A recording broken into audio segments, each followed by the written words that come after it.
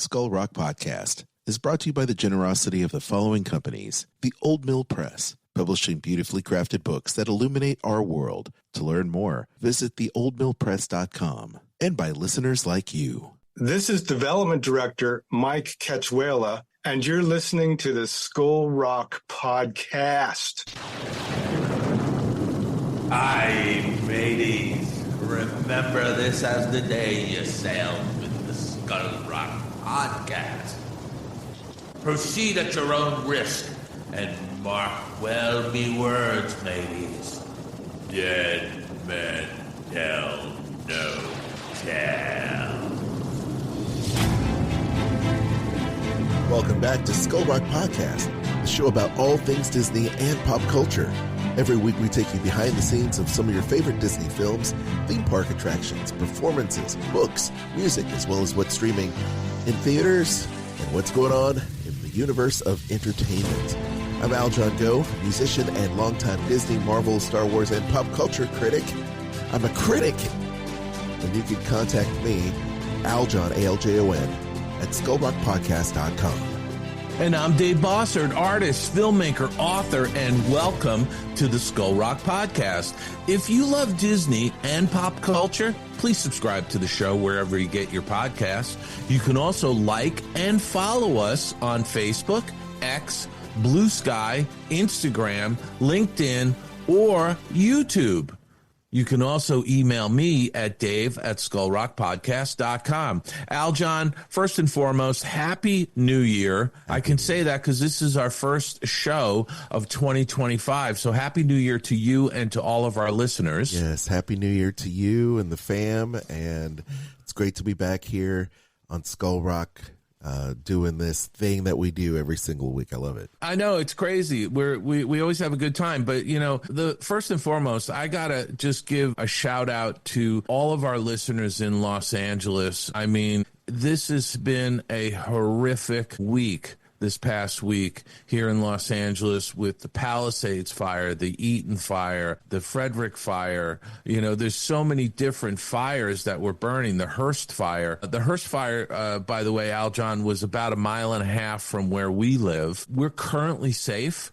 We're not in any danger, but there's going to be another life-threatening wind event, you know, and when they get these Santa Ana wind events out here in California, you know, it's really the luck of the draw if there's going to be a fire near you, you know, and some of these things start accidentally and some of these things are purposely set, which is just unimaginable and horrible. But Aljon, a number of guests who have been on our podcast have lost their homes, have lost everything.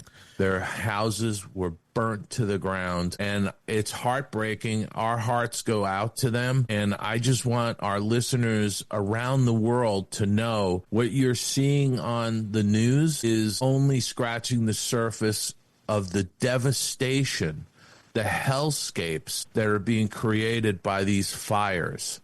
And so I just want everybody to know our thoughts and prayers are with those people that are being affected by these fires. It's just awful.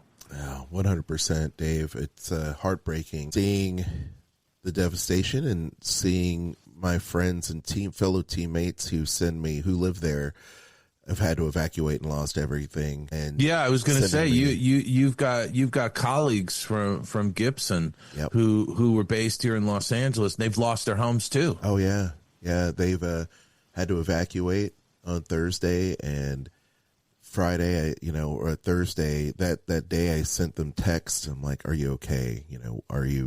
Tell me all right." And they had sent me video of them just going down the street of just the fire, just their whole neighborhood on fire as they're leaving, and businesses. And, we see this stuff about celebrities all the time, but, when these acts of nature happen, it's just so heartbreaking. And the animals and the pets and people that can't get back home. And it's just heartbreaking to see, and we saw it, with the floods that happened in North Carolina and the devastation that happened there, or in Florida.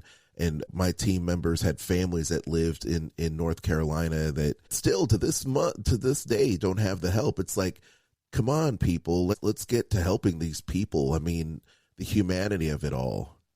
Well, Aljon, to that point, I'm not going to lay blame or point fingers, but I will say that out here in California, the overregulation, the political environment is such that really the true frustration and horror is going to be for people trying to rebuild and to, because of all of the red tape. It's, I'm praying that some of these politicians will actually get some common sense and cut through the red tape to allow people to rebuild, one for one. Whatever they had, let them just rebuild it, with maybe some additional precautions for future fires. But, the red tape out here is ridiculous, and that's what's going to be the most difficult part for people.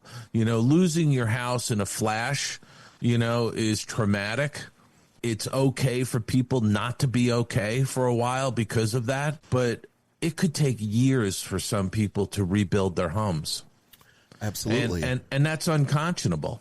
It's absolutely unconscionable because this happened when Hurricane Sandy hit the Northeast. Yeah. New Jersey and Long Island, people just to pull building permits. There was a huge backlog and they didn't put in additional help. And it took forever for people to even pull their building permits and then to try and find a contractor and then all the scams that come along with it. It's just shocking what goes on. And what's even more infuriating is the convoluted political environment everywhere. There's just red tape upon red tape, and that I hope that these politicians here in Southern California will make a concerted effort to try and cut through that and simplify the process so people can rebuild their lives as quickly as possible.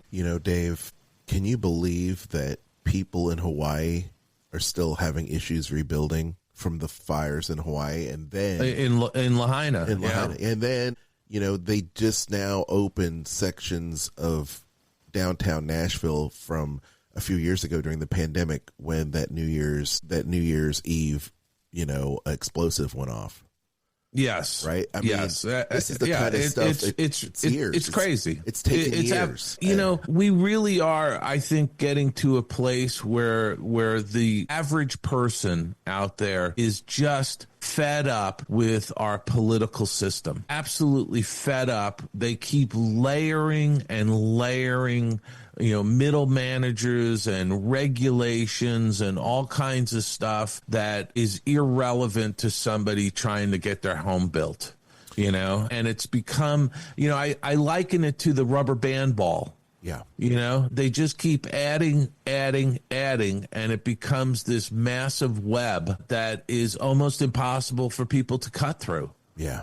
Yeah. Well, this is it's a new time, and politics aside, we are not a political podcast by any means. We are an entertainment podcast, and we're honored and privileged that of all the different entertainment choices that you would choose this podcast over so many others. We had a great roundup of listenership last year, and I can tell you that let's just keep our fingers crossed that people can get to rebuilding their lives no matter where you are in the world and how affected you are.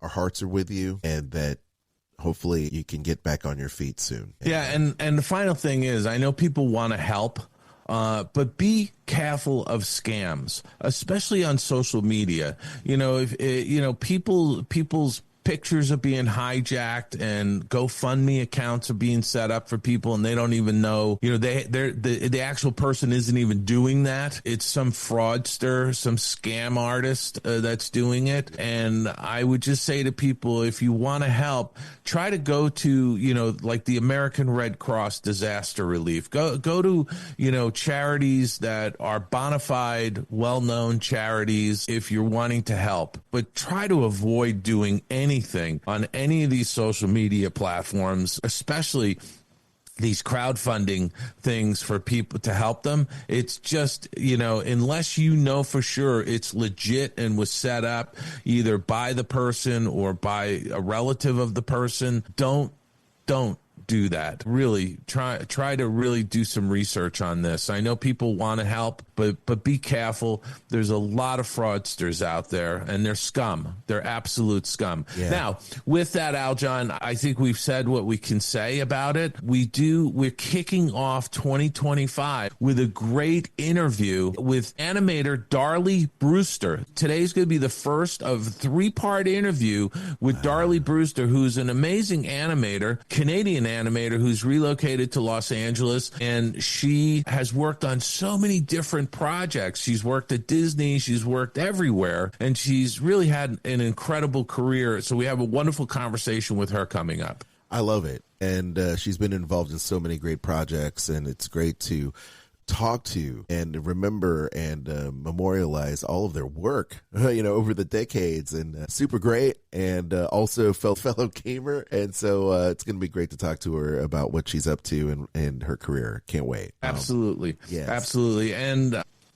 I think the only other thing I was going to say before we move on to our mailbag is you said we're not a political show. We absolutely are not a political show. In fact, when I rambled a little bit there about, our political environment, it's the entire political environment. Yes. I'm not taking sides, Yes. It's just the red tape of our society right now. Yeah, how it is set up. Yeah. Has really just gotten to a point that it's, it's craziness. Let's just keep our fingers crossed that cooler heads will prevail and people will get the help that they need. That's all. Let us go into, do you have any email for this week? Something, only email that we should address that's come through because of the holidays. I've gotten, notes on social media and stuff like that. People just still loving the show, Aljon, especially, constantly getting people liking our picks of the week and things that we're watching and what we're talking, what we're consuming and passing on to people as being valuable or not valuable. But the one email that we should address is from the gentleman in Australia. Okay.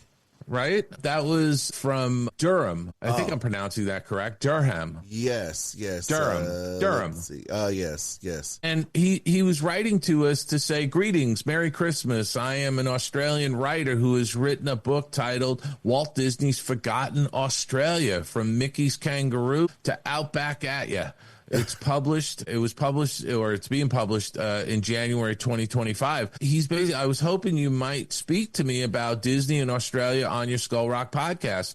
Well, guess what? I'd love to hear about your book, Walt Disney's Forgotten Australia.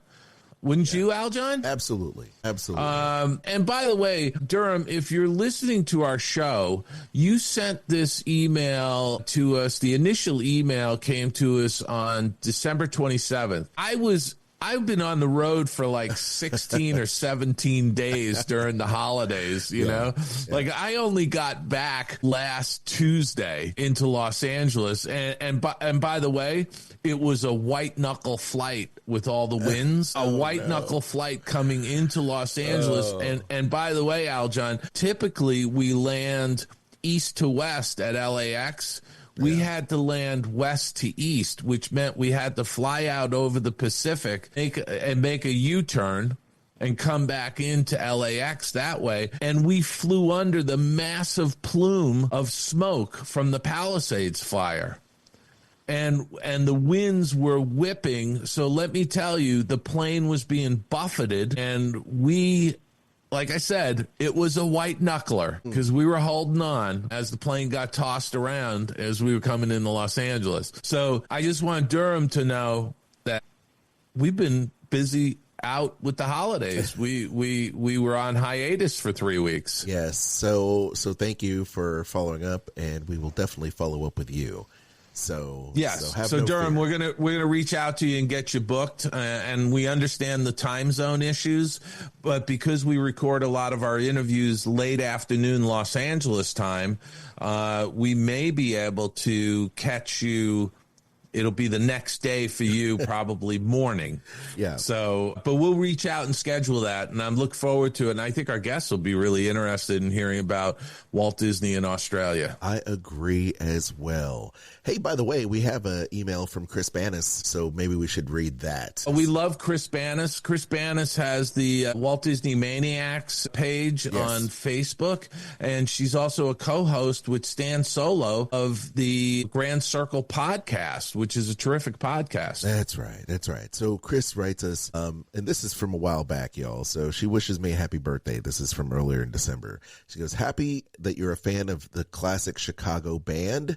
Since I'm from the Chicago area, I was exposed to their music early on, and I've been a fan since I was 11.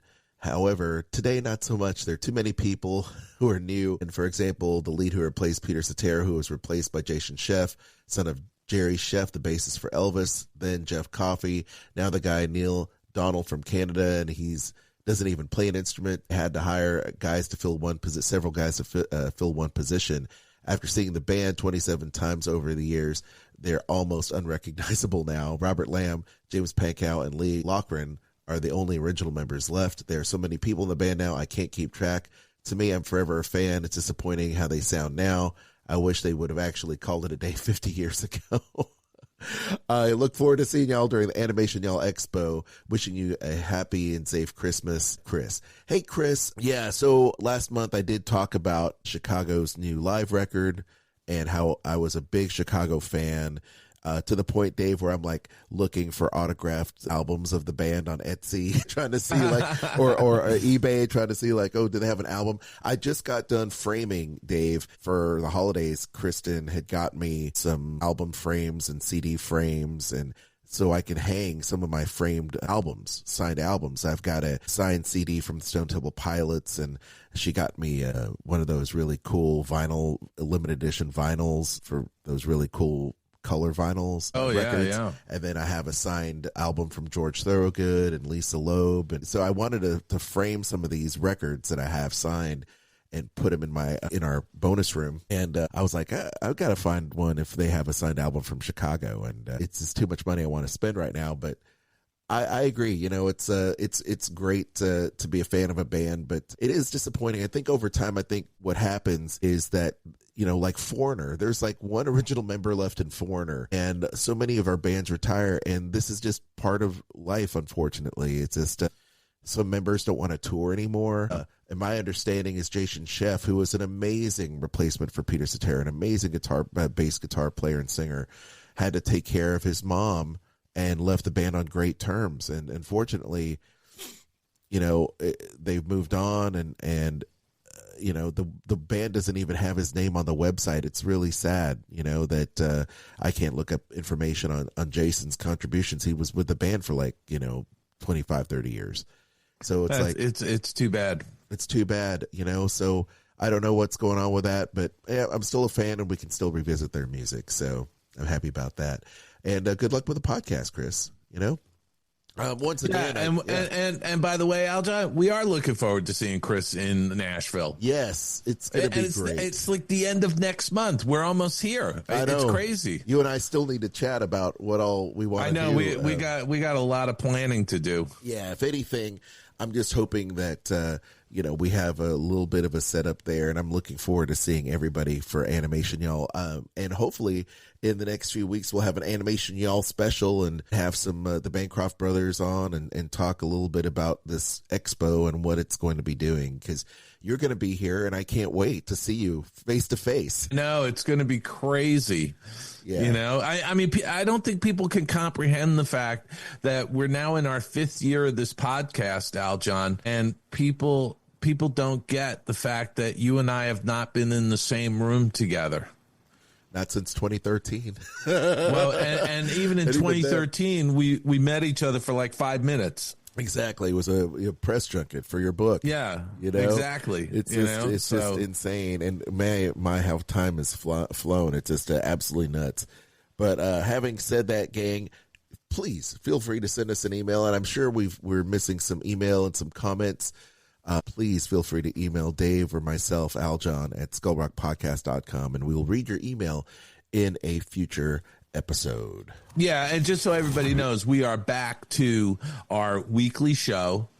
This is our first show of 2025, and so please send us notes, send us emails, leave us voicemails, whatever you want to do, because we want to hear from you. And just realize if we did miss anything over the last 4 weeks, it's because we've been on the road. Yes, and I will say that we've gotten a few emails about the listener support feature that we had on our podcast, and Spotify turned that feature off, but have no fear, we're actually setting up a Patreon. So hopefully when we come back for our next part interview with Darlie Brewster, we'll have a new Patreon that's up and running, and our website will be up and running. I'm not really sure if that was a server thing because of the fires that are occurring right now, but I'll make sure that the show vault is up and running. Of course, we do this podcast in conjunction with Spotify, so all you have to do is just look up Skull Rock Podcast on Spotify and check it out, and I'll make sure that we're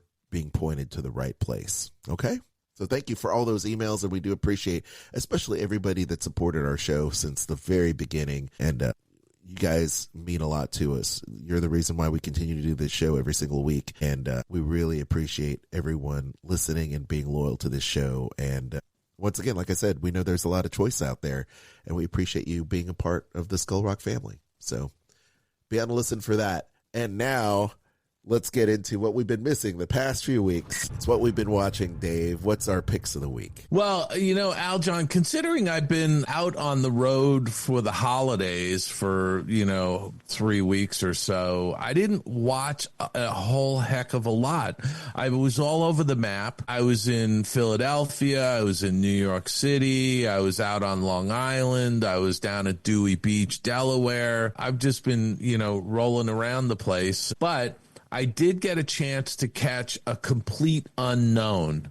And this is, I'll give you the synopsis. In the early 60s, 19-year-old Bob Dylan arrives in New York with his guitar and revolutionary talent, destined to change the course of American music. Forming his most intimate relationships during his rise to fame, he grows restless with the folk movement, making a controversial choice that reverberates worldwide.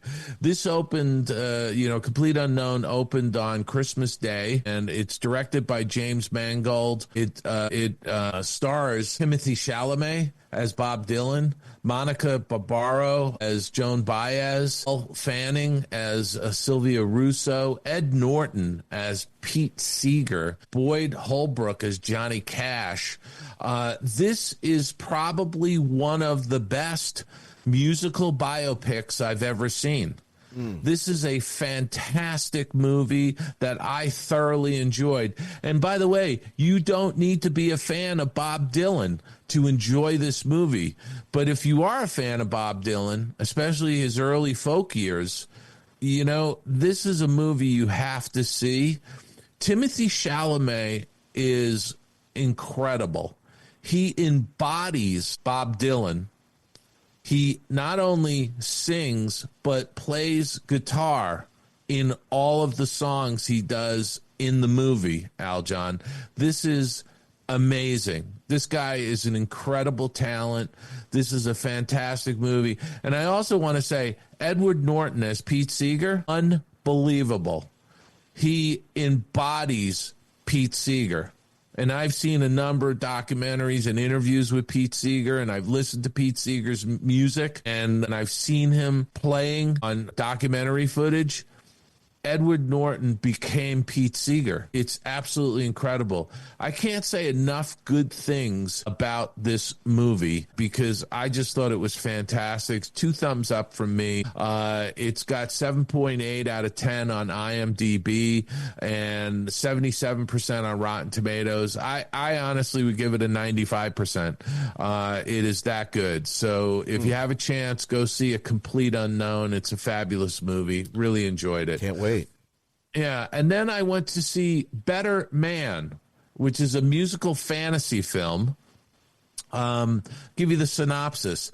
The true story of the meteoric rise, dramatic fall, and remarkable resurgence of British pop superstar Robbie Williams. This is directed by Michael Gracie, and it stars Robbie Williams, and believe it or not, he's not on screen as himself. Okay. They do some digital special effects magic with him. They turn him into a chimpanzee. Wow. But no one acknowledges that in the entire movie. Okay. Right? So this is again a beautiful movie. I can't say enough about this film because it is so incredibly well done and imaginative with its scene transitions, its fantasy sequences, the music, the acting, everything is absolutely incredible. This was a movie that drew me in, and I thoroughly enjoyed this film. Rotten Tomatoes gives it 87%, IMDb 7.6 out of 10. I highly recommend this film. And I would also say, with A Complete Unknown that I just talked about, you could see that on a good home system, right? But I think Better Man you should see in a movie theater on a big screen because it is visually stunning throughout the film. And I think you really want to experience that on a big screen. So that's A Better Man. On the small screen, I saw a limited series called The Jetty, which is on BritBox, which you can get through Prime. A year on from her husband's death, new detective Ember Manning is called to an arson attack. The investigation that follows brings Ember into contact with an underage pregnant girl who Ember suspects has been seeing an older man. When a true crime podcaster in town to investigate a cold missing persons case tells Ember that the older man is actually a serial predator, Ember finds herself reflecting upon the age difference between her and her late husband. This was a terrific limited series. I love the cinematography. It's got a great cast. I would recommend this, so check that out. I'm halfway through watching a show called Protection, following a witness protection officer who finds herself at the center of a breach, compromised by an extramarital romance with a coworker, but resolute in her resolve to fight back and unearth the real cause of corruption within her unit. This stars Sobayan Finneran. Can't pronounce some of these names, Aljon. She's a terrific British actress. She's a lead. Catherine Kelly, Barry Ward, Nadine Marshall. Wonderful series so far. My recommendation on this is you have to get through the first 2 episodes, and all these threads start to come together. And it's really become a gripping series as far as I'm concerned. So that's The Protection on BritBox. It's got a 7 out of 10 on IMDb, which I think is fair. And then finally, I've been keeping up with Shetland Season 9, which is also on BritBox. I've talked about Shetland over the last 5 years because every year they're dropping a new season. I love the cinematography. I love the location, the Shetland Islands, off the coast of Scotland, northern Scotland. It's a wonderful series, and I would highly recommend that you catch up on this. Wonderfully done. So I keep enjoying it. I also watched a couple of more episodes of Landman with Billy Bob Thornton on Paramount Plus. Love that show. It's wonderful. So check that out. That's what I've been watching, Aljon. What have you been watching? Well, Dave, the weeks leading up to Christmas, of course, we are still doing the Christmas movie thing, but I will forego the rest of my Christmas movie watching to bring you the coolest new stuff. And we saw a brand new movie called The Substance. Are you familiar with this movie, The Substance? I've heard about this. Is this with Demi Moore? It is. Yes, she just won a Golden Globe Award. She's great. I will say this. The boiler reads this. A fading celebrity takes a back market drug, a cell-replicating substance that temporarily creates a younger, better, quote-unquote, better version of herself. So this is a brilliant movie This, of course, Demi Moore stars as Elizabeth. Margaret Qualley, who is a young actress who plays Sue. And Margaret Qualley is actually the daughter of Andy McDowell. And Dennis Quaid plays Harvey, a TV executive. This is directed and written by Coralie Fargret. And I believe she's French. But yeah, she's a Paris, France writer. She's known to do movies like TV shows like The Sandman. She was involved in the show Revenge, I believe. She's great. And this show is a dark body horror, dark comedy, if you will. And it's just really one of those crazy films. It's got a lot of fisheye lens kind of things. It's kind of unhinged about this celebrity that Demi Moore plays, who's a fitness guru. And she literally just gets fired on her 50th birthday. She looks amazing, of course. Demi looks great. And she takes this drug and she replicates herself. And all of a sudden she has this younger version of herself, and she gets put away in a closet while the younger self puts her kind of body that's in kind of a cocoon form in a closet and lives out her life. And every 7 days they have to switch, bodies so that they can live off of each other. It's the same person in two different bodies. It's the strangest thing. It's kind of like the equivalent of Fight Club, Dave. And wow. You know how in Fight Club, it's really, spoiler alert, if you haven't seen this movie, it's like 25 years old now, but Brad Pitt is playing the subconscious of Ed Norton. It's Ed Norton the entire time, and how he deals with his masculinity and what it's like to be unnoticed and irrelevant. It's the same thing, except you have the kind of the guise of this is a man's world. This is, the male judgment on the female form, and how horrible that can be, and how the inner person that's dealing with this this view of self. Can you love yourself? Do you place a lot of value on what others deem you to be? Are you able to break free from that? What is it like, how is it like to get older? And what does it feel like when, you have your beauty when you're young and it just seemingly just fades away over time, which happens to everybody.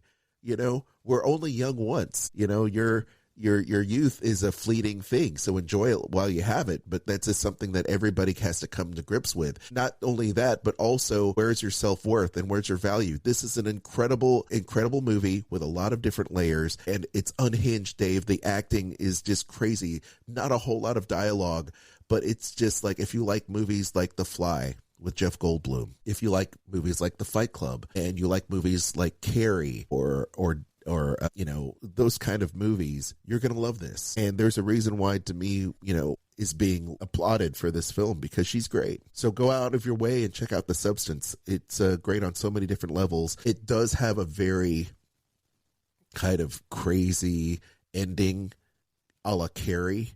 I'll just put it to you like this, because of course it does.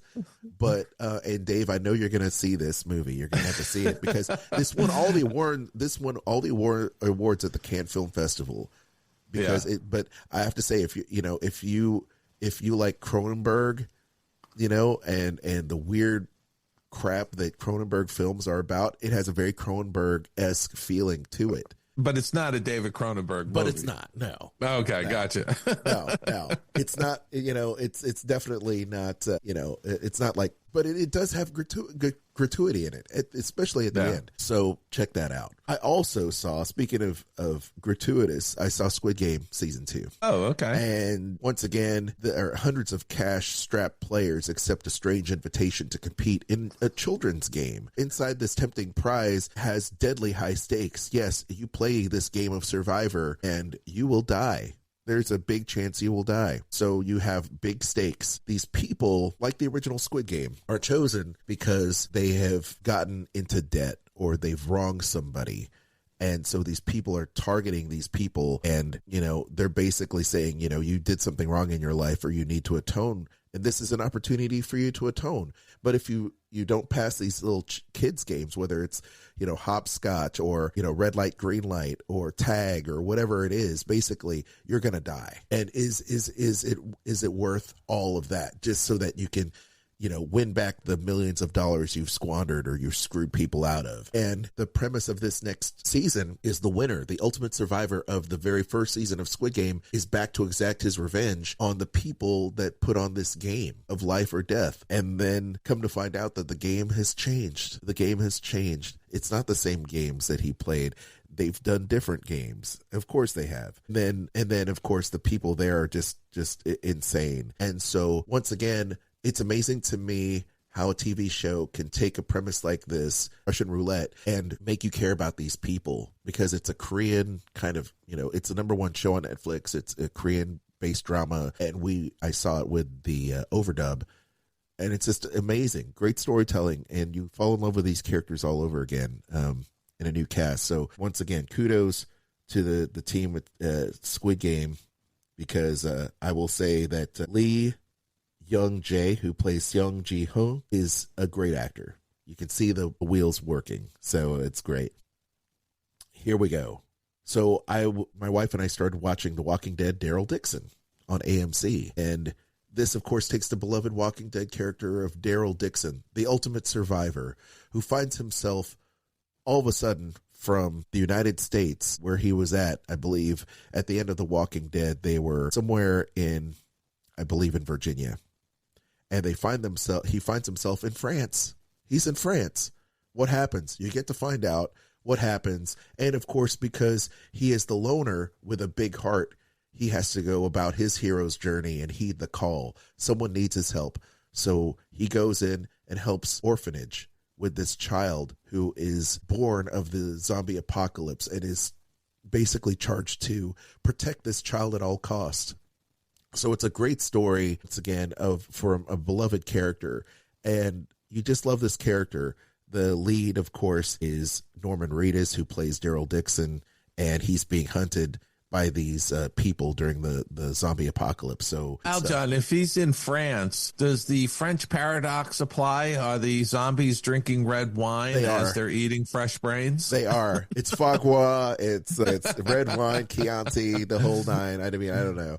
I'm not. That's what it is. Yes, but the zombies are metamorphosizing. They are evolving, so they're faster. There's more of an sense of urgency. They're not just the mindless horde of undead that are walking to kill you. They are now starting to smarten up, if you will. They're evolving. Oh, really? So it's almost like 28 days later. They're faster, they're smarter, and he gets put into this role of like Aurelius, kind of like in Gladiator. He gets captured and put into this zombie gladiator arena, and he has to try to make heads or tails of all this. What has he got himself into? I really like this premise. I didn't think I would. That's why I held off for so long on watching it, but I really liked it. So kudos to Norman Reedus.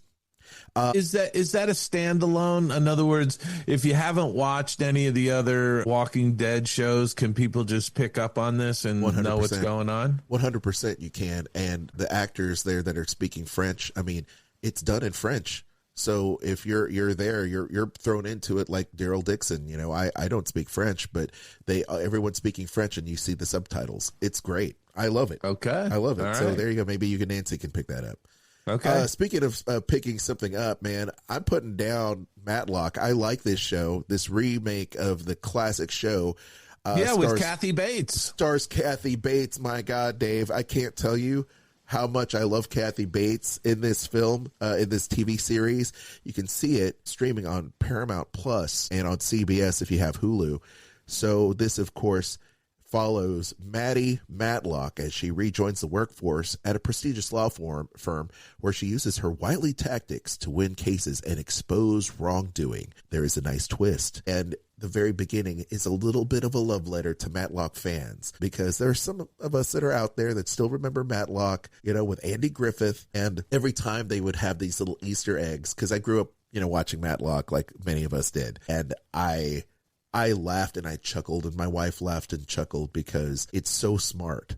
And so Kathy Bates, she takes on great roles, and there's a little bit of meta humor in there saying, I'm Maddie, Maddie Matlock, just like the TV show, and I got that all throughout law school, blah, blah, blah. And the kids, the younger lawyers in the firm would play the Matlock theme song on their phone and all that, and kind of show it off. And there's a quote, I believe, in the first episode that says, "I'm so used to playing supporting characters. It's about time that I stepped up and played my own, played lead in my own," which is obviously a dig at her own career, Kathy Bates, because, Kathy Bates was amazing in American Horror Story.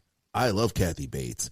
And so when we were told, hey, this is a great show, you need to check out Matlock, I'm like, what? Are you kidding me? Like, I need to see another, kind of crime drama, because I watch SVU and all these other shows like that. And it's like, but I love it. And there's also she's terrific. She's absolutely terrific, and we love this show. We've watched it from the get go. Yeah, there you go. So Dave, there you go. I think you told me that it's good, and we love it. We love it too. We also saw Cold Case: Who Killed John Benet Ramsey on Netflix. Of course, this is nearly 30 years since the case of John Benet Ramsey kind of went cold. So this is, they lay out everything for you as a viewer. I followed this case back in the 90s when it happened, and I was in college, and I was like, oh my gosh, this is just tragedy. It's just so tragic. And then to see how inept law enforcement was at taking this case on just boggles the mind. I mean, this is a little girl whose life was cut short, and then to see the circumstances and how bad it was just done, investigation was done, is just crazy to me to think that this happened. But hence it happened. So if you want a kind of a retelling of this and laying out of some new information, go out and check this out. Cold Case: Who Killed John Benet Ramsey on Netflix. I also saw the holiday, what was trending number one during the holiday, which is Carry On. Carry On is a great kind of, I guess it's kind of like a Taken, Die Hard-esque kind of film. Taron Egerton plays Ethan Kopech. Jason Bateman plays the terrorist. It's very good, gang. It's just a fun action crime movie that happens during the holidays. So if you haven't seen it, it's about a mysterious traveler who blackmails a young TSA agent into getting dangerous packages slipping through security on Christmas Eve. And of course, the whole airport gets shut down and chaos ensues. So if you're a big fan of movies like Die Hard, you're going to like this film. It's a 7 out of 10 for me, but Taron Egerton is a great actor, and the rest of the cast, including Jason Bateman, who goes against his type, Dave. We know Jason Bateman plays the preppy guy. He's the guy that wears the khaki pants and the polo shirt in every single movie he's ever done. And he goes against type because he's playing the terrorist, and he's an a-hole. So he does a really good job of going against what we know to be Jason Bateman. So, man, that's just the tip of the iceberg of what I watched, Dave. But a lot of fun stuff there. Awesome. Let us know what you've been watching. Send us an email, and we'll possibly review it in an upcoming episode. Skull Rock Podcast. This week in Disney and pop culture. All right, Dave. This week, we'll make it short and sweet. Disney World faces backlash over accessibility amid ECV shortages and disability access service policy changes. This comes to us from the Black Enterprise website. It says Disney World faces growing criticism over its accessibility services as Magic Kingdom struggles with a shortage of ECVs, or electric conveyance vehicles. Come on, let's just call them scooters. All right, the scooters. For God's sakes. Scooters. The by and large scooters. So combined with stricter disability access service, or DAS, policies introduced in 2024, the changes have left many longtime visitors feeling excluded, sparking frustration and concern among the disabled community. For years, the DAS program has been a lifeline for disabled guests, allowing them to use virtual queues and avoiding long lines. However, recent changes have made eligibility for DAS passes restrictive, leaving many guests who previously relied on the service unable to access it. What's going on, Dave, with these? This is a byproduct of people taking advantage of a situation, because over the years there's been an increase in people getting scooters and having a party of 10 people and going to a special entrance on the attraction so that they can jump the line. I see, yes. And I'm going to be very blunt about this. There are people taking advantage of it. Sure. So Disney is trying to figure out what is the right thing to do to accommodate disabled guests. And prevent, really scammers from using these things to just jump the lines. I mean, that's really what it boils down to.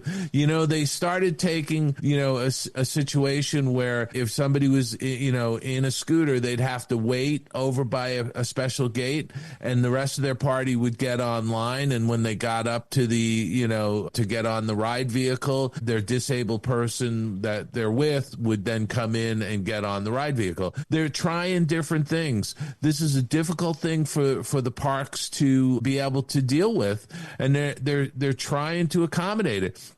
Personally, I think if you have a bona fide disability, you should pre-register with the park so that you do have a scooter available when you show up, right? And I think that they're able to do reservations for these, but look, they have to figure out a way to accommodate truly disabled people and stop the abuse that's been going on with people taking these. And quite frankly, Aljon, as well as I do, there's a lot of people who are just so fat they don't want to walk around the parks. They want to sit on a scooter and drive around. Yeah.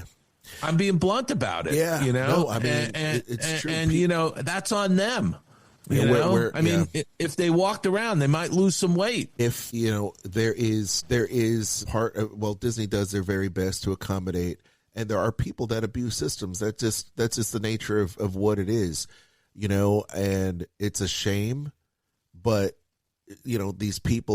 these shameful people that are using this to kind of cut lines, it's completely shameful. And so what you're doing is making it harder for people that truly need access, which is the true spirit of this, people that truly need the help to get it. And a lot of this has been sparked by people sharing how difficult it is as a disabled person or someone with special needs, going on TikTok, going on social media and pleading their case like they weren't able to get the assistance they needed because this, that, and the other. Now, I will say this, there have been times, where my family members or someone who truly has like a disability or needed wheelchair that I needed to push them around in, or even my own wife who has broken her foot in several places with a spiral fracture or whatever the case is, she couldn't walk, and it had happened to be during our vacation. Yeah, we had to get a DAS pass or whatever the case is so that we could go to different attractions where she could transfer and she could sit and do this. But, with a broken foot, you couldn't really do that effectively, right? So those are cases where you can see it. But I have been on the end of people being very generous and kind, and people looking at my wife with her kidney transplant saying, well, you don't look sick, Right. So it's like, I get it. So there are those people. It's just a shame that these people are trying to scam and pull one over and make it difficult for people that truly need the help. So, and that's a shame.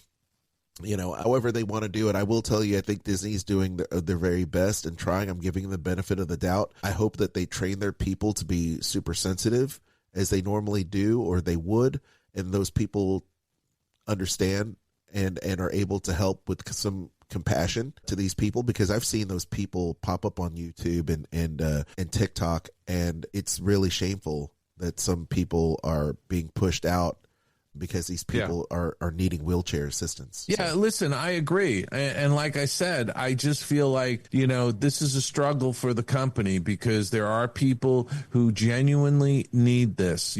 Somebody may not look like they're disabled, but they might have a heart condition that prevents them from walking long distances without getting winded or whatever it is, but they have to figure out a way that balances this properly, because they need to stop the abuse that goes on with this kind of stuff, so that's what this controversy is about. There's backlash because they've made some policy changes.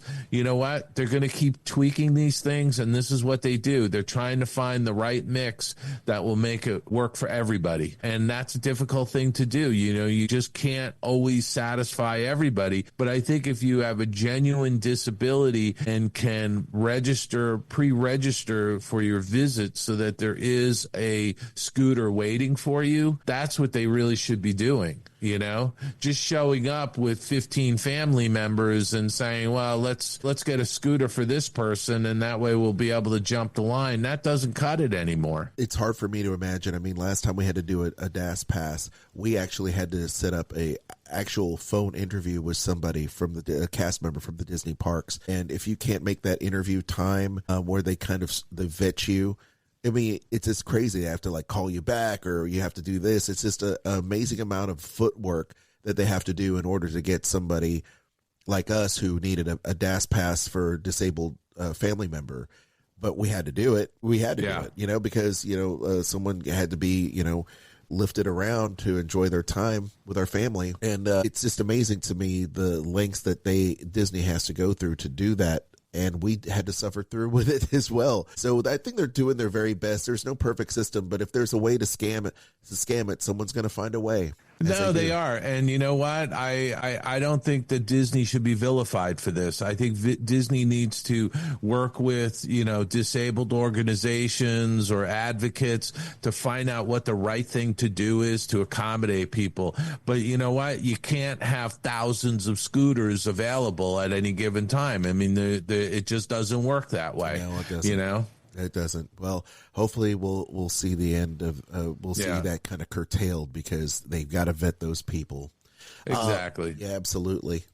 Obituary roll call. All right, Dave, it's been a couple weeks, and we do have a few celebrity deaths, namely living to be 100 years of age. Former President Jimmy Carter passes away, Dave. And Dave, I can't believe that President Carter lived as long as he had, 100 years, Dave. I can't believe it. Yeah, no, I mean, it's really an amazing story, because he had such an incredible life. The only president to win the Nobel Peace Prize. I think his life after the White House eclipsed his time in the White House. I think it's fair to say. I think, he was a one-term president. There's been all kinds of criticism about that administration, but guess what? He was dealt a bad hand. Because of the way the economy was at the time, and people just wanted a change. They were coming out of the end of, the Watergate administration, the Watergate trial, and, the resignation of Nixon, the appointment of Gerald Ford. I think the nation wanted a change. Jimmy Carter was a fresh face that was genuine. He liked rock and roll. There's a great picture of him with an Allman Brothers T-shirt on. Oh yeah. And frankly, I think that his contribution to society through his Habitat for Humanity work, the Carter Center, all the things he did after he left, the books he's written, all the stuff he did after he left the White House is just an unbelievable life. And his marriage to Rosalind for 77 years. It's incredible. Doesn't matter what your political stripes are. The guy was an amazing humanitarian. Absolutely. I think, I've spent some time doing work for Habitat for Humanity. And once again, I think he'll be better known for his humanitarian work over anything. Yeah. Which is probably a good thing. Which is a good thing. Considering the political environment. Exactly right. Well, Dave, I was a big fan of Linda Lavin, Broadway and TV actress who was amazing in the TV show Alice, passes away. So she had multiple Broadway performances, and then, of course, moving to TV in the 80s with the TV show Alice. She had just weeks before she died, she stepped out on her final red carpet appearance, where she was, I believe, in promoting the show Good Deed on Netflix. Yeah.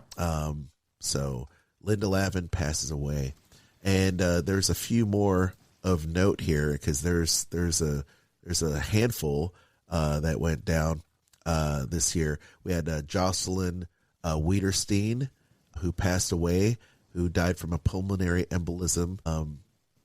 And let's see, Wayne Osmond, of the Osmond Yeah, brothers. that was such a shock, you know. I mean, the first of the Osmond brothers to go. Just incredible talent. Absolutely. Soul singer Brendan Wood died at the age of 83. Aubrey Plaza's husband, screenwriter and filmmaker Jeff Baena, died at the age of 47. You know, this is look, I believe this was a suicide, and it was shocking and sad, and is an example of what's going on in the entertainment industry. You know, the entertainment industry has not recovered from all the strikes. There's still a lot of people out of work, and many of these people have just gotten a double whammy with the fires in Los Angeles and losing their homes. You know, this is a sad situation. He was an independent filmmaker, and I believe that's a fairly tough area right now because of the state of the industry. It really is, and it's very sad. It's very sad indeed. And then we also had a drag queen, Vivienne, passed away earlier as well this year, and I'd say the year just started. And I think a lot of people will know this. Peter Yarrow of the folk group Peter, Paul, and Mary passed away as well after battling bladder cancer. So, yeah, the only one left now is Paul Stuckey. Yeah. He's the only surviving member from Peter, Paul, and Mary. And just as a side note, I drive past Peter Stuckey's home every time I go up to Maine. Is that right? Yeah, he lives in the area I go to and has a little bit of a presence there locally. Oh, I was going to say, do you run into him? No, I haven't. I've seen him over the years, but I haven't talked to him. You know what I mean? I've seen him, like, you look, 30 feet away, you're like, hey, that's Paul Stuckey, and you just kind of go about your business, and Aljon, as well as I do, when you're in the entertainment business and you're around celebrities, you don't go crazy like some people do outside of the industry areas. No, you don't. You kind of let people be. Shouldn't. And there are very few and far between times where I've had genuinely just kind of fanboy out, right? And I try not to let that happen. I will tell you, something I left off the TV things that I've been watching is I did see WWE Raw on Netflix. They debuted their live show. It looked amazing, and I've been talking about pro wrestling during this shows because it's something that dates back to when I was a kid, and my dad would take me to wrestling shows and things like that. And I did get called out as a wrestling fan with my dad during Mother's Day. We went to a Marriott for Mother's Day dinner. This was back in the early 2000s. And I said, hey, Dad, there's some pro wrestlers that are here for a show. And my dad walked up to them and said, my son's a big fan. Like, he totally called and was like, would you mind meeting him? And I got to meet some people, and it was just really cool, that my dad would just say that, and I would not have said anything. I would have just left them alone. But yeah, and you're in this business, Dave. I mean, a lot of people would freak out meeting you for the first time and knowing your contributions to the world of entertainment that we enjoy. But yeah, you just try to keep that under the hat, and it's just that's all you can do. That's all you can do. Something. I'll tell you a funny story, Aljon. I was on a flight from Los Angeles to Toronto once, and I sat next to Dan Aykroyd. Oh wow. And I love Dan Aykroyd. Bassomatic, all those great skits from the early days of Saturday Night Live. I loved his movies. But you know what? I said hi, and I left him alone. I put my headphones on, I listened to some classical music, and I read a book on the flight. And when we landed in Toronto and I got up, he was in the aisle seat, I was in the window seat. And, he opened the overhead bin, and he said, oh, is this your bag? And I said, yeah. And he pulled it down for me. He was super nice. But I left him alone. I didn't bend his ear for the 4-hour flight, That's what they fear, I think. Well, it was funny because when he got on the plane, he was obviously with a couple of people who were sitting on the other side of the aisle. And one of the people with him kind of was eyeballing me like, is this guy going to be like, bugging Dan the whole trip? And I didn't. I left him alone. I wanted him to be peace and quiet. And, whereas I was on another flight years ago from Orlando to Los Angeles, and I sat next to Pat Boone. Yeah. And Pat Boone he's just a friendly guy. Yeah. You So know, did he initiate a conversation? He said hi. Yeah. He started small talk, and I chatted with him. You know? That's great. Yeah, that's usually how you have to read it, right? If they, I was, we do these, CES trade show happened in Las Vegas. And of course, I always look back fondly at my years working at the CES trade show. And Andy Dick was just up and about, in our booth. And he said, "Hey, do you want to take a picture?" I said, "Sure," but he initiated it. I wasn't going to, exactly just do stuff like that. And then there's a picture of me with Andy Dick, and he seemed like the nicest guy. I didn't talk to him about the episode of Star Trek Voyager that he cameoed in, because that's kind of nerd I am. But something, it's all about being respectful and reading the room. That's Michael, all. Be respectful to people. Exactly. And we have to, maybe one day we'll have to have a show of just our run-ins with celebrities, because it's just a fascinating thing to hear other people's take on celebrities and know that they're just like people like anybody else, Exactly. But anyway, gang, so we have that roll call for this year. And once again, please rest in peace. There's a lot of those celebrities that played a big role in the TV shows and music that we in our lives. So go back and look upon it with some fond memories. So now let's sit back and relax and check out this sit-down interview, one of 3, with an amazingly gifted animator, artist, Darlie Brewster, right here on Skull Rock Podcast. Let's do it. Skull Rock Podcast, interview time. Well, Aljon, here we are once again. We've got another fantastic guest on the Skull Rock Podcast. We've got animator extraordinaire Darlie Brewster, who's been in this business for quite a long time. Darlie, welcome to the Skull Rock Podcast. Thank you, David. I called you David instead of David. I know, it sounds like my mother's somewhere, My mother's the only one that calls me David. Everybody else calls me Dave. My mother did exactly the same thing. She refused to call anybody by their shortened version. So, Darlie, the first question I usually ask our guests is, how did you get into animation? That's a very strange story, as my teacher thought that I was a ne'er-do-well who was smoking pot in my off time, because I was falling asleep in his class. The problem was he was a monotone teacher and never changed his voice level ever. So I would fall asleep in his class. So he decided, he felt pity on me, and he knew I did art. And so he was taking me to a cartooning course at Sheridan College in Oakville. The only problem was I got lost from the tour and wandered into an animation studio that they had there.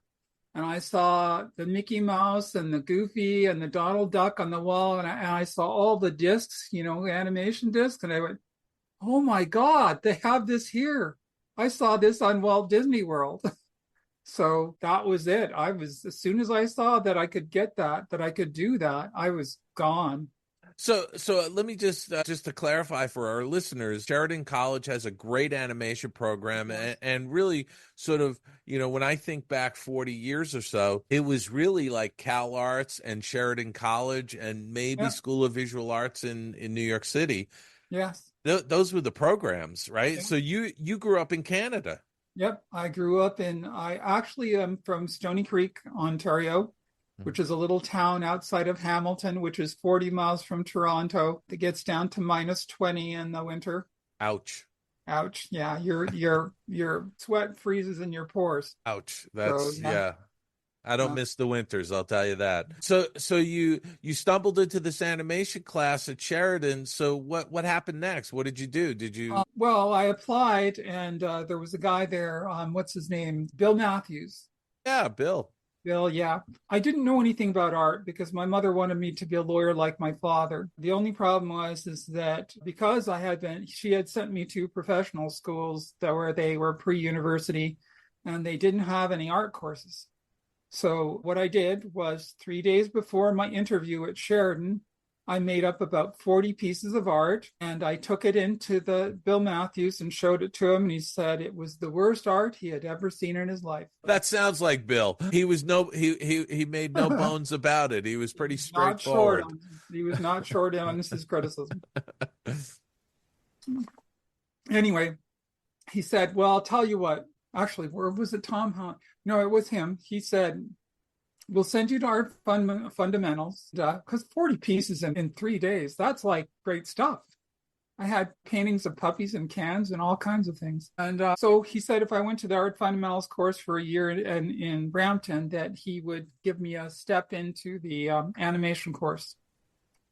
So, my father died when I was 12. So my family was poor, and I spent my summers working in steel factories and stuff. And any place I could go to get money, I was a janitor, a dishwasher, a whole bunch of things like that. And so I was paying for the Sheridan College myself, because my mother refused to, because she thought that being an artist was a vocation as opposed to being a profession. A career, yeah. Yeah, you could be a doctor, you could be a lawyer, you could be any of these things, but you couldn't be. And she, by the way, was the most amazing artist I've ever known. She could draw like nobody's business, but she didn't appreciate it. And so she wasn't going to help me. So I had to put myself through school. And I went to live in Brampton. I had no money. I was starving, living on Lipton cup of soup. You remember Lipton cup of soup? Yeah. Yeah. And coffee. And I managed to get through the course, but I didn't have enough money for the photography course.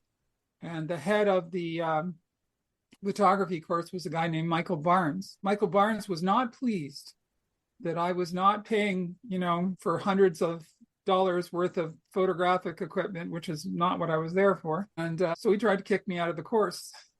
Wow. Yeah. Oh, it's a long story, but it's like, anyway, I went to the dean and I said, this guy's trying to kick me out because I can't afford to do this. And the dean said, no, he's not going to kick you out. And he told Michael Barnes to leave me alone. Retaliation, they put me on this probation thing where I had to report to teachers every month. The teachers were going to report on me every month. And when I got to Sheridan, the animation course, which I got through all that, when I got to Sheridan, I was like straight A's all the way, because I just loved animation. Animation was my thing. Who were some of your contemporaries when you were there? John Cristofalusi. He was in the desk next to me. Okay, yeah, it's John Kay, who's the creator of Ren and Stimpy. Yeah, creator of Ren and Stimpy. Yeah. He was an amazing illustrator. He was, to make money for himself during the school year, he was doing advertisements for the backs of magazines like Hollywood Magazine and stuff. The guy could draw. Yeah. He would draw it in black ink too, like women's wigs and stuff. He was amazing at that. Yeah. But that's how he made his extra money. And by the way, I had the pleasure of being in a room when he pitched an episode of Ren and Stimpy. Oh. And by far, to this day, probably the best pitch I've ever witnessed ever in animation. He really was a very talented guy. John has many things that people don't like, but he is as talented as they come. Yeah. I was there for the day we were doing our student films for second year. And, we did the traditional Disney-esque. I did a kind of Disney princess thing, and everybody loved that. And we got great marks. But when John and Bob Jakes, Don Spencer, you probably know those guys too. They were. I know the names. Yeah. Yeah. They went into the room with the teachers, and it started a screaming match, because it was a screaming match. They were yelling because the teachers were very traditional Disney-esque and everything, and John was just so far into the, Bakshi-esque cartoon, the Terry Toon stuff, that they didn't get what he was doing. It was really severe cartoon stuff, and I think it was Dorothy landing in Oz, but it was Godzilla was there, and there's all kinds of things that John's style is. Sure, yeah, and it was very much the short kind of 30s 40s cartoon film, as opposed to the Disney-esque. We're ascending to the Magic Castle thing. So. I mean, you sort of had this classical animation program at Sheridan that was in the vein of Disney classical animation. Yeah. And John Kay, I would consider to be more of an underground, cartoonist, if you will, But he was just totally in love with the Terry Toons and Mighty Mouse and all the stuff, the what was that goose, the duck or whatever it was. Anyway, he just, it wasn't that he would give these on Friday nights.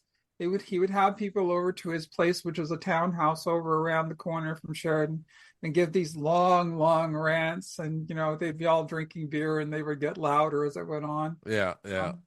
He's a really amazing guy, terrific animator. And he asked me if I would work for him one time. We were on Manat or something in a group, and I said no, because I'd kill you. I wouldn't be able to take the stuff that he did, because he's so extreme with his stuff, and he hated Disney and Yeah. stuff like that. John Canemaker and I got in a discussion about him, and I said, well, look, he doesn't do well over 10 minutes. Like doing a feature for John would be really impossible, because he doesn't have that overview. He has that quick little, let's do Yogi Bear doing mud wrestling with somebody, or some kind of sexual innuendo, but not the overall thing. So you finished at Sheridan, you graduated, or did you leave? No, I could only afford 2 years. Oh. So I immediately got a job as an animator working on at Catamage on Scooby-Doo. They were doing a Runaway studio. I didn't even know what that was at the time. We didn't know what a Runaway was.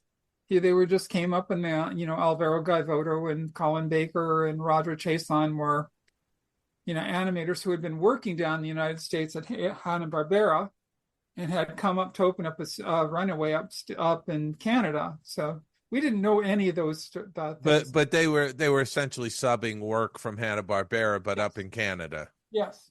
Yeah. And they hired about 100 people, and it turned out there were only 6 or 7 of us. Dave Feast was there. Dave Feast, the cow and chicken. Dave Feast was there, great artist too. And there was only about 6 of us left by the end. Don Spencer, Antonucci, Alvaro Gavoto, Colin Baker, Roger Chason, and Gary Hurst, and a few of other animators, because the other people couldn't produce that much, and we were producing 200 feet each a week. Wow. Which is we had stock footage too. And were you getting paid by the foot, or were you just being salaried? Yes, it was paid by the foot. It was all paid by the foot. Yeah. Okay. And it was not a lot. Right. But you could turn out a decent amount of animation, and it taught you to be fast. We didn't have any test systems, so that we weren't slowed down by having good quality. Yeah. And from Scooby-Doo, you went on to, at least your IMDb says, Richie Rich and Scooby-Doo. That was all part of the thing we did. We did a few shows of Richie Rich. We did a few. That was part of the Richie Rich show, but we also did some Flintstones. Okay. We did That must have been fun working on. Oh, that was. I still draw them. Yeah.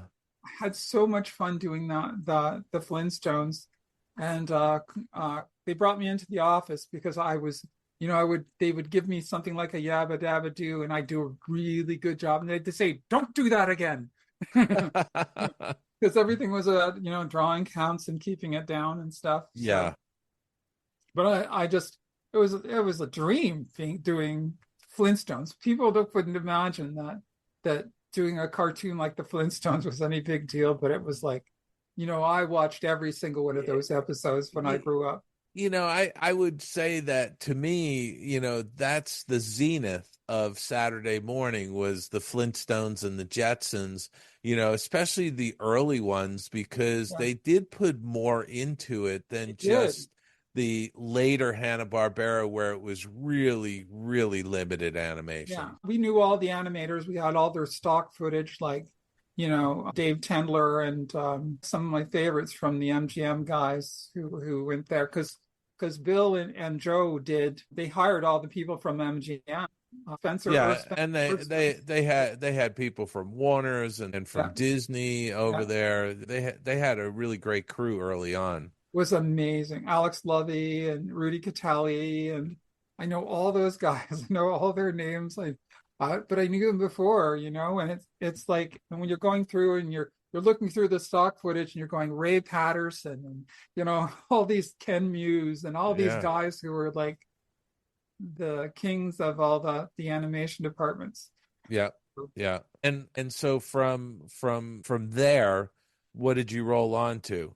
Did you I actually got hired by accident. It was on a film called Rock and Roll. And that was Nelvana, right? That was Nelvana. Yeah. They hired me because I was so freaking fast, and they were having problems producing. They didn't really understand a lot about animators like Charlie Bonifacio. Charlie appears slow, but he's not slow. He's really just doing a really good job. And other people would do multiple tests of things, and Charlie was just, it would take him time, but it would come out perfect every time. So, and he's one of my favorite animators too. He's such a nice guy too. We had him on the show a month or two ago. Just the sweetest guy. Yeah. And the most talented. What really made me want to do animation really was seeing things that Charlie had done. He did this little section of Romeo and Juliet for Nelvana that's just so beautiful. I went, that's it. That's all. That's what I want to do, something that good.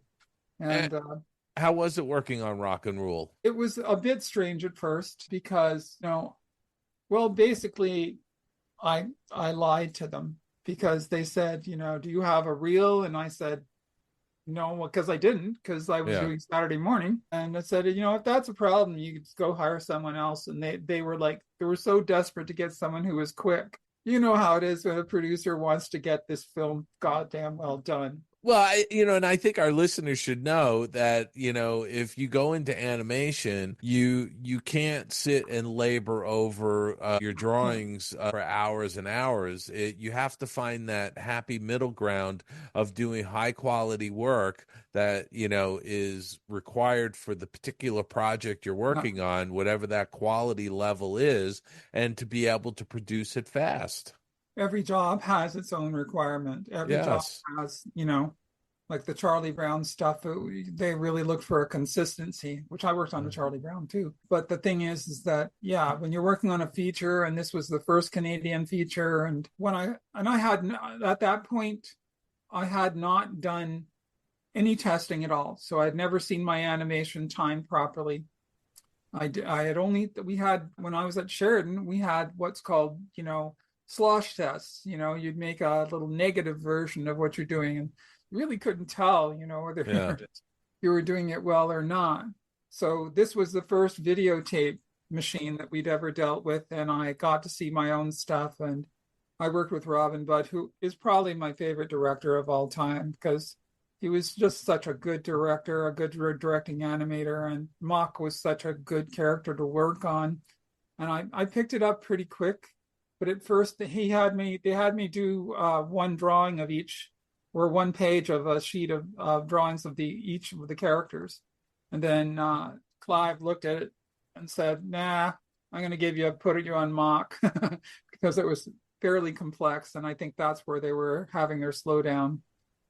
Yeah, it's weird being hired for being quick, Yeah, but I mean, I can think of a number of animators from over the years who worked very quickly and they did high quality work. They turned out the footage, and, early, when you go back to the 90s and 30s, those animators were turning out, hundreds of drawings a week. Amazing.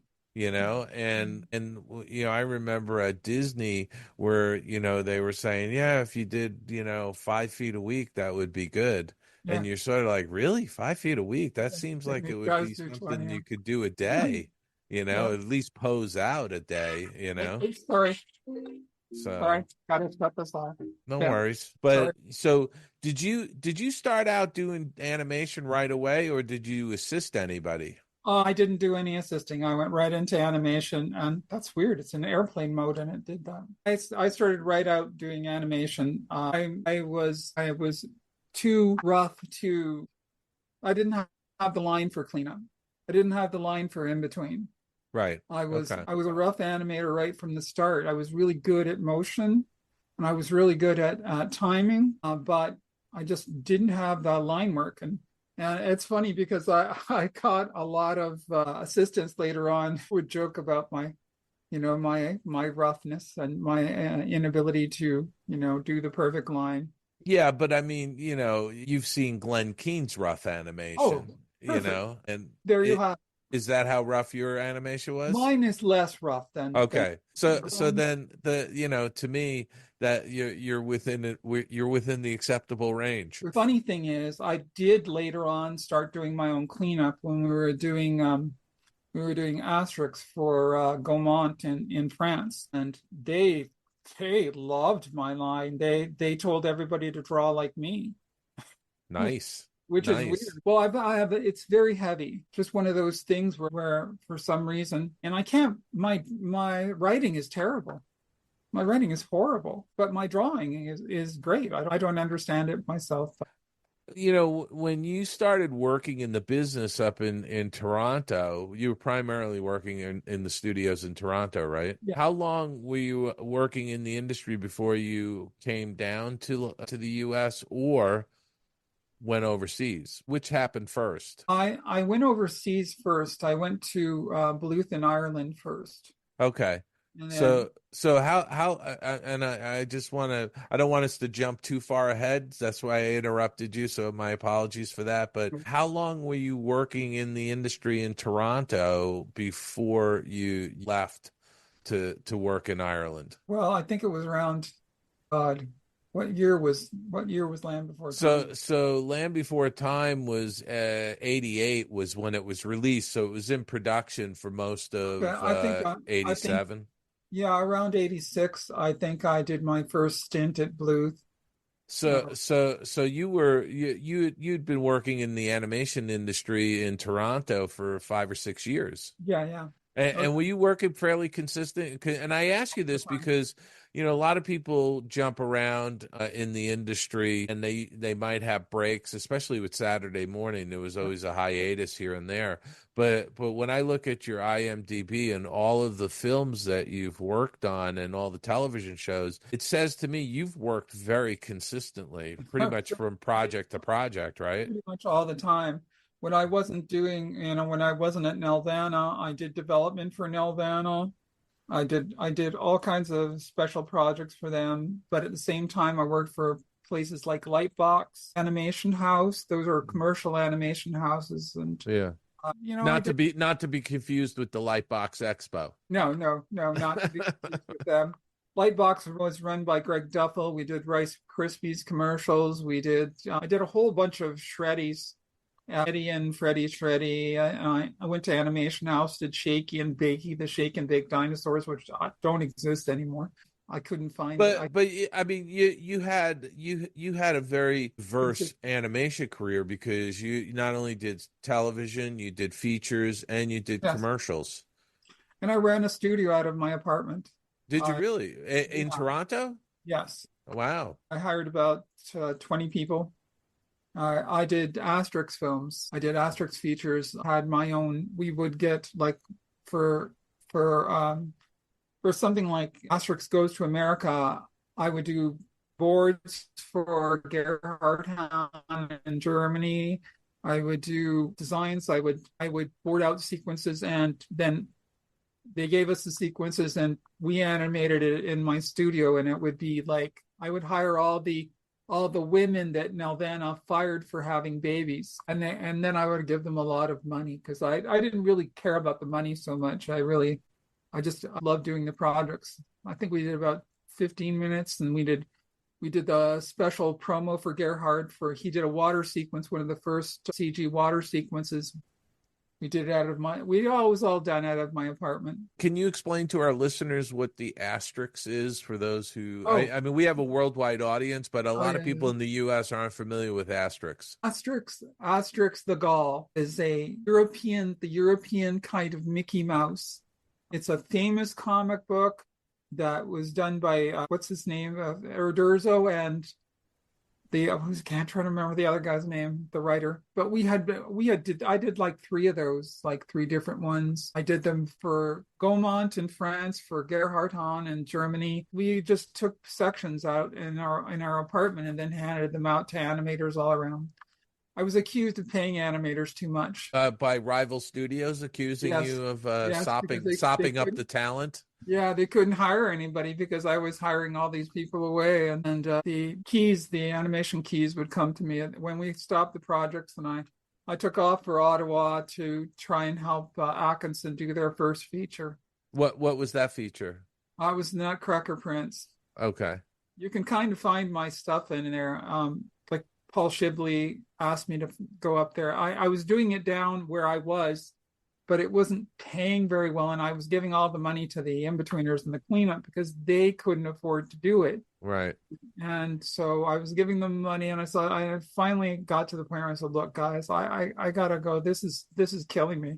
I'm basically just paying them to do it. Anyway, so Paul Shibley phones me up one night and says, come up, rough animate a couple sequences for my animators, and I will pay you really well and put you up in a hotel.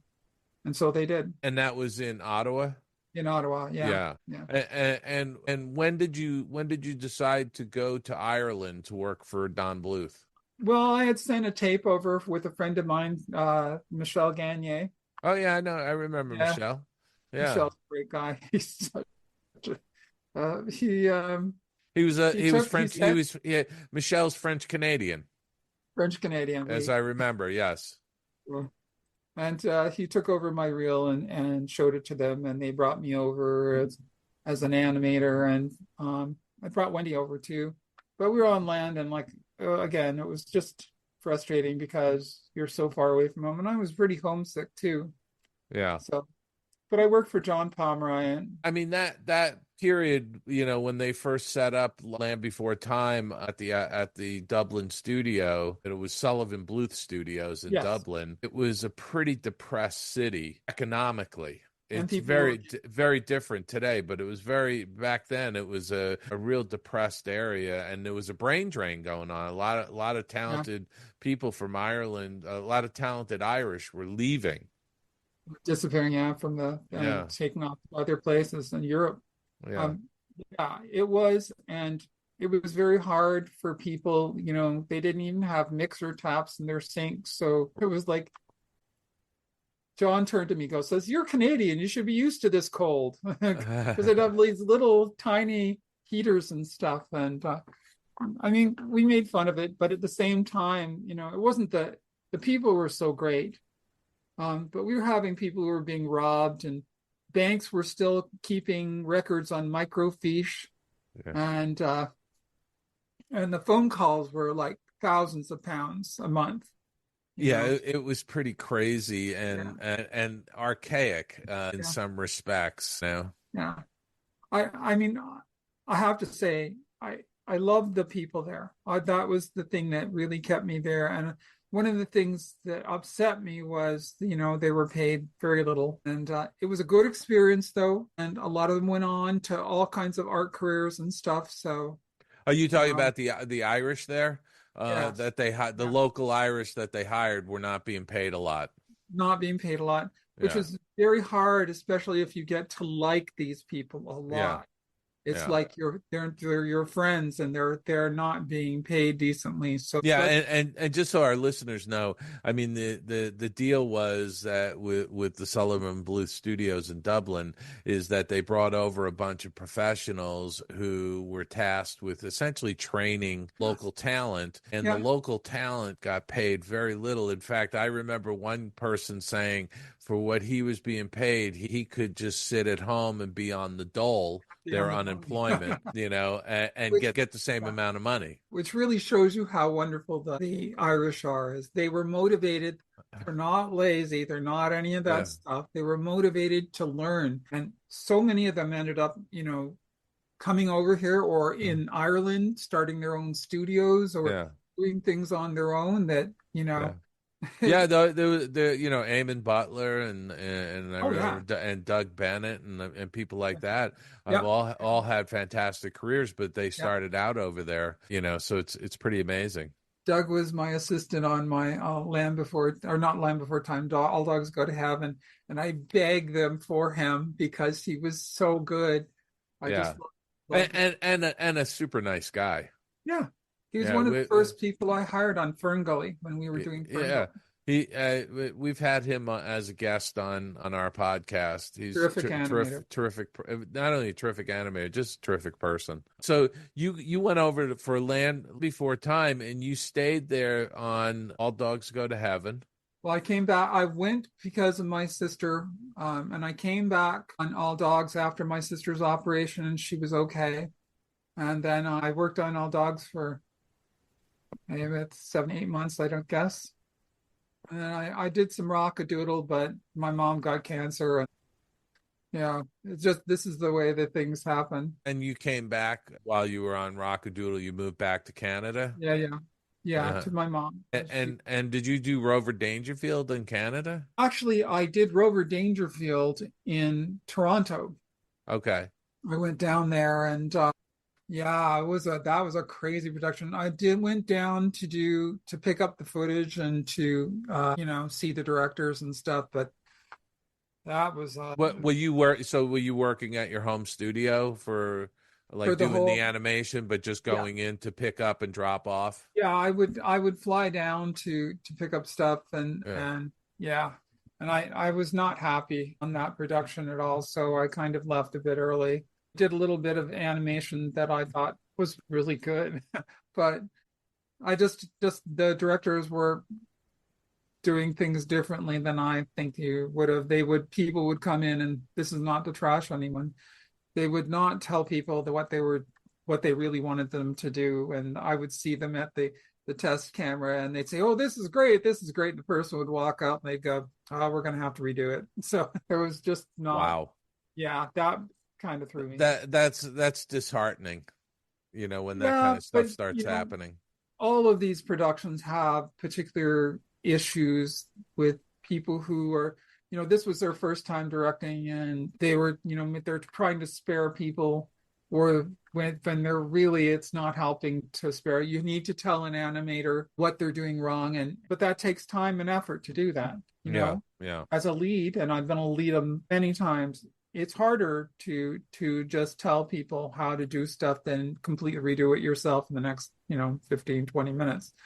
So anybody who takes the time and effort to help an animator learn is exceptional to me. So yeah. Did you so you did Rover Dangerfield, and but you went on to Rockadoodle? Yeah, I can't remember. I think that Rockadoodle may have happened beforehand.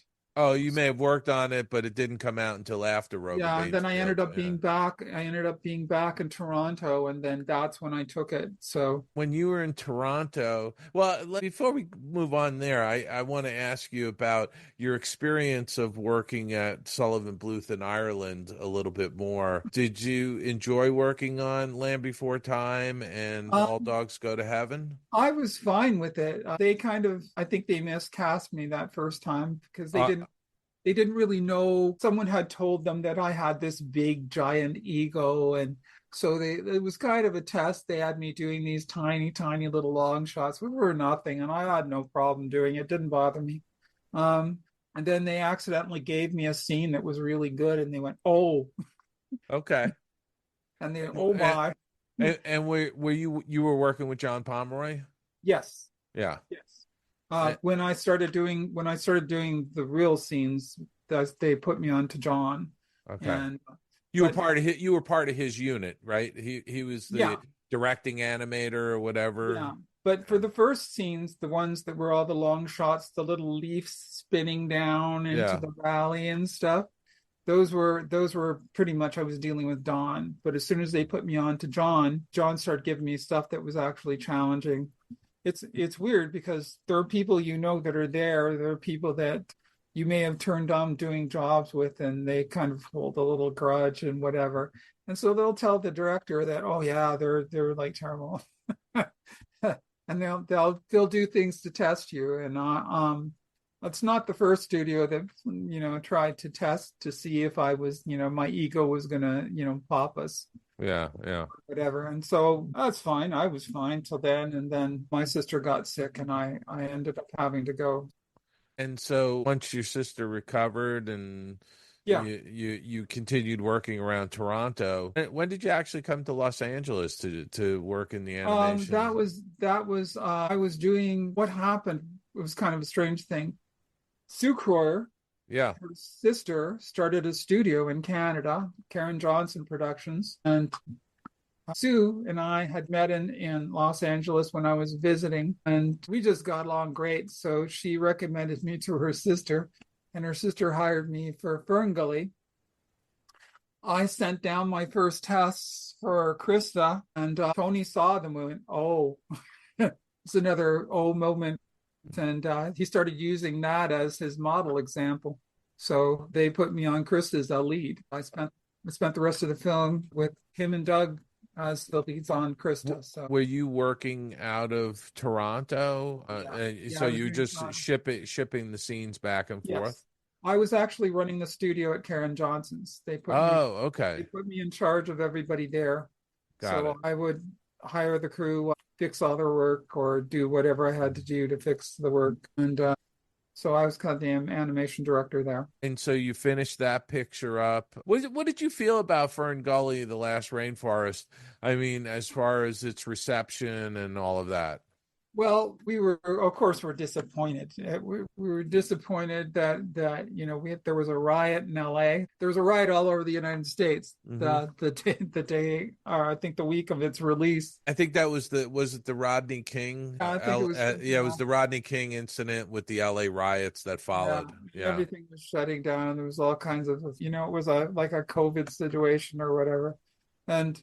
Of course, we were disappointed, but we knew it was a good film. We knew it was, it was a good kids film. And after it kind of bombed, and then they made killer money on video, and Disney bought the rights to it and ran it and ran it and ran it. It ran day after day after day on the Disney Channel. And all that. Yeah, it was like, oh, this is a terrible film. Well, Disney. Why is Disney running it every single day all the time? Right. So no, it was a wonderful film to work on, and it was I just loved working with Tony and Doug and the Croyers. That was Tony Fuccelli. Tony Fuccelli, yes, Mr. Incredibles, and Doug Bennett. And Doug Bennett, yeah. Or sorry, Doug Frankel. Sorry. Oh, I'm sorry. Yeah. Okay, Doug Frankel and Tony Fuccelli. Yeah. That was the first film I hired Doug Bennett on. Okay. Doug had not been an animator to that point. He'd been an assistant, and I said, "No, this guy's good enough to animate." And Doug was still in Canada and working up in Canada. Yes, he was. And I would hire him a bunch of times again until he moved down here. Yeah, I guess he told you his adventures with Bakshi. And oh yeah, I it's everybody's got their stories. It's fabulous. They do. I've got my Bakshi story too. Did you work for Bakshi? No, both of my friends, a couple of my friends were working for him on Cool World, and Anne-Marie Bardwell, who I remember Anne-Marie. She was in Ireland. I love and adore Anne-Marie, and Roy Murin were both working there. So I came in, and somehow they got me into the office with Bakshi, and he knew that I was working up in Canada on Fern Gully. And he says, "How would you would have to say it with a list, how would you like to work for an effing adult film instead of a kid's picture?" He did all kinds of slamming and stuff. And I said no. I told the Croyers I was on this, and that's what I'm on. So, but he tried to get me to go on to the film. The same way he did Doug, and I'm so I think you stick to what you believe and these guys, the Croyers, are such good people. Yeah. There was no way I was going to walk off a film, and he did the same thing with their paint crew too. He tried to hire away their paint crew, actually. Yeah.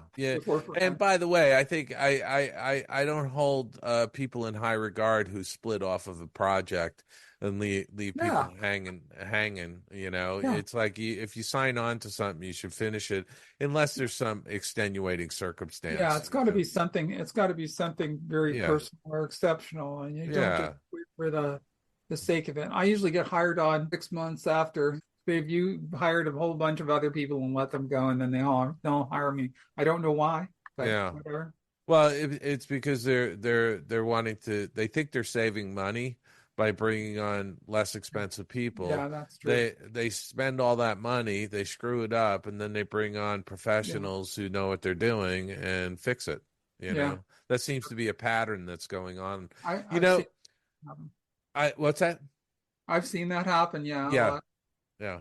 I think we're at a place where we can break and have you come back next week. And I think we pick it up where you're probably going to be moving down to Los Angeles at some point, right?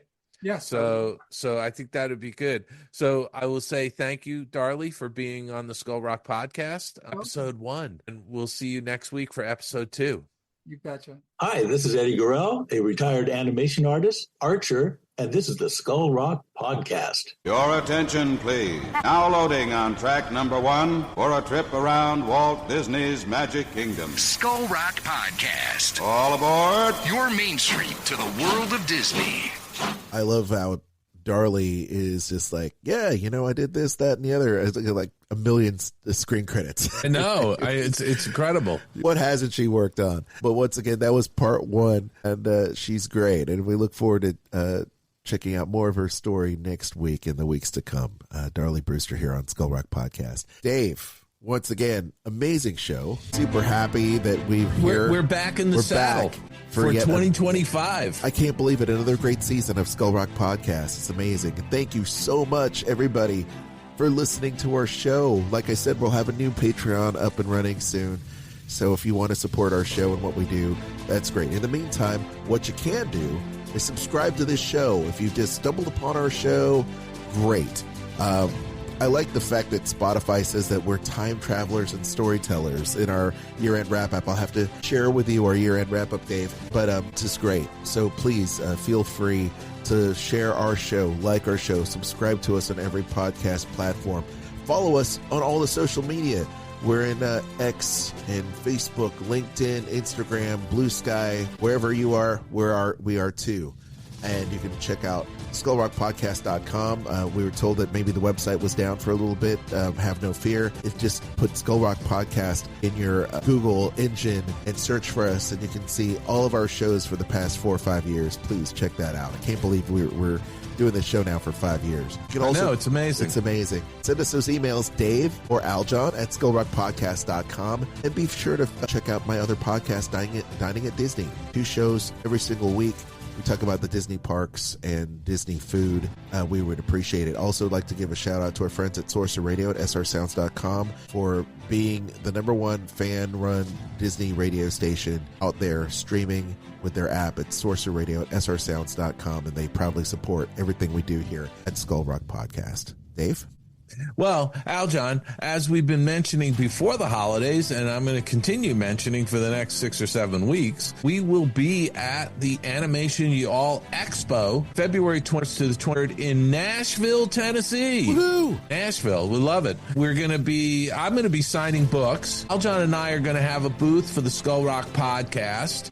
Bob Weiss, the former president of Walt Disney Imagineering, is going to be there signing his books. Yeah. I mean, this is going to be a real wonderful time in sort of the central time zone of the country. So if you are in the vicinity, whether you're down in Georgia or up in Chicago or out in Kansas City or in Washington, D.C., you're in driving distance to Nashville. There you are. So there you have it. And I hope some of our friends from the Canadian animation community try and make their way down to Nashville. It's not that far. Yes. So there you have that. My Tunes Behind the Tunes show on SiriusXM Disney Hits. January, we are featuring A Dream is a Wish Your Heart Makes from Disney's 1950 animated classic, Cinderella. So check that out on Disney Hits, Channel 133 on SiriusXM. And of course, at theoldmillpress.com, you can check out all of my books. You can also get signed copies of them there at theoldmillpress.com, including my latest book, Find Your Happy Place, the 8-Step Guide to Boosting Your Creativity Through a Personal Retreat, which is now the winner of a gold medal from the Fire Book Awards and was a finalist for the grand prize. So there you have it. And then, of course, davidbossert.com. I'm starting starting to revamp that website, but there's all kinds of free content for you to check out. You can also send away for book plates. If you have one of my books and you want to have it autographed, just send me a note. Follow the directions on the book plate under free stuff, the free stuff tab on davidbossert.com. I'm happy to sign a book plate and send it to you, and you can just peel off the back and stick it in your book. I love it. There you have it. And with that, Aljon, I'm going to say go out, have a fantastic week. If you are in Los Angeles, be careful of the air quality. Wear an N95 mask when you go out. The air is filled with particulate from the fires, the burn areas. There's a lot of toxic material in that fine particulate matter from all these homes burning down with all the stuff in those homes. It is not good to breathe. So wear an N95 mask if you're out and about in Los Angeles. And by the way, stay off the roads. If you don't have to go out, work from home. Stay off the roads. Let the fire personnel, law enforcement, and all those people that are assisting with these fires in these various areas of Los Angeles do their jobs. And, just be safe out there, people. Be safe. We're starting 2025 in a horrific manner here in Los Angeles. But for the rest of you, go out, be safe, be kind to one another, and we'll see you back here next Monday right here on the Skull Rock Podcast.